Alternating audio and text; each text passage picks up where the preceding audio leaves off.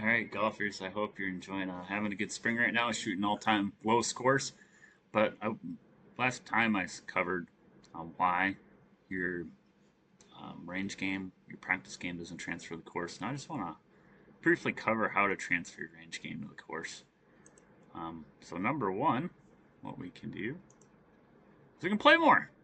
That's the best thing you can do. Play more golf. Get on the golf course. Play more. So if you're not playing every week, I'd play at least every week. And then if you're only playing once a week, play twice a week. If you're only playing 9, play 18. If you're only playing 18, play 27. That's going to help transfer your game to the course. And this was in a study written about 40 years ago that we have not been following as golf coaches, telling people what to do. So, if you want to transfer your range game to course, number one thing you can do is to play more golf. Thank you, all golf courses. Send commissions to Mason Munson, Canyon Lake, California, 92587. All right. Now, if you can't play more, if you can practice on the golf course, this is my favorite thing to do. Now, if you have an 8 a.m. tee time on a Saturday morning, this is not the time to do it. That's not the time to do it. There's a time to practice on the golf course, there's a time not to. The best time you can do it is when it's not busy, obviously. So, during the week, twilight is a great time to do it. You want to do it when there's no one on the course. If there are people on the course, just let them play through. If it's not super busy, that's the easiest thing to do.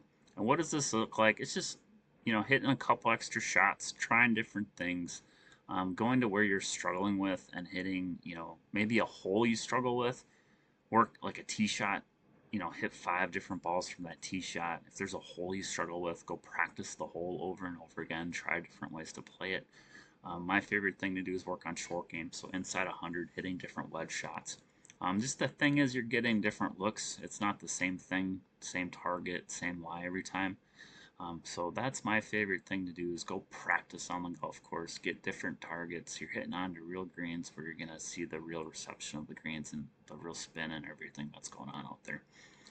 So that's the number two thing that you can do. And like I said, do it when it's not super busy.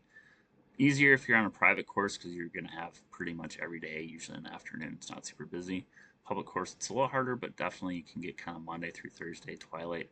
If you do practice on the golf course and they have divot repair tools or stuff like that, just do your best to fix it. I don't need 800 superintendents calling me and saying, "What the hell are you? What are you doing here? Why are you killing our golf course?" Oh, Coach Mason told me to practice harder. No, I'll deny everything. Even if this video is on YouTube, I'll still deny it. So anyway, practice on the golf course. All right, number 3, practice how you play. Jack Nicklaus is famous for this. When he was practicing, he'd go through his same routine every single time, practicing.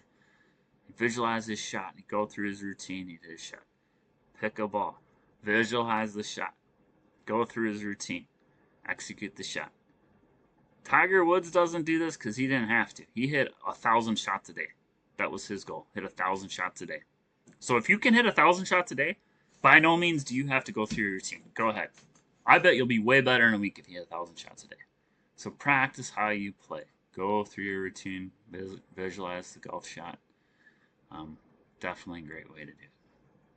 And then if you can, try and practice with some tension. But I have lots of different games that I give my students to practice with tension. That helps transfer the game on the course, where on the course typically people get nervous and have fear. So I want to try and create some fear when we're practicing. All right, 4, more random practice.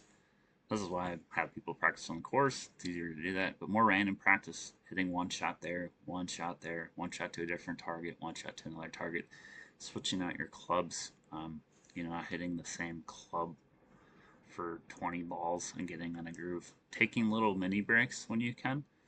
Talking to people, goofing off, clean your clubs, take little breaks so you're not getting in that, just getting that constant routine, trying to break it up a little bit. And then if you can play an imaginary hole in the range, pick an imaginary fairway, hit driver or whatever, okay. Or, a typical on your home course, what a hole would be. So if you normally hit like 3-wood and then a pitching wedge, do that, or driver 8-iron, whatever it is that you guys would, a hole that you normally play. play that, and then if there are holes that you struggle on, you know, visualize that and try and play that. That's going to help transfer the game of the course. And guess what? When you're doing this, what do you think you're supposed to be doing? Yeah, visualize, go through your routine, execute your shot. That's what we want to do. That's how we get in the flow state. If you haven't heard the flow code, that's how we get in the zone. If we can get on the zone on the range, it's going to make it easier for us to get in the zone on the course. Yes, all right, cool. All right, and then number 5. Practice off different lies. Don't hit off the same lie every time. Really hard on the range. I know. But sometimes you can find on ranges slopes. Uphill, downhill, side hill. Again, this might be something that's easier to do if the range isn't super busy. You can find those spots a little easier. But yeah, if you can practice off different lies, probably easier to do a short game, harder to do a full swing. But if you can, that's really going to help give you the feel for hitting off different lies. So guys, that's a quick snippet of how to transfer your range game to the course, some things you can do that'll help. Like I said, a lot of golfers struggle with this. We covered the why last time. If you haven't watched the why, go back and watch that. That'll help you understand how to transfer. So, as always, feel free to comment, ask questions. Let me know if there's anything else you need help with, and I'll keep putting videos in the school group. So, all right, guys. Hope this helps. If not, let me know, and how I can make it better. All right. Cheers, guys. See you.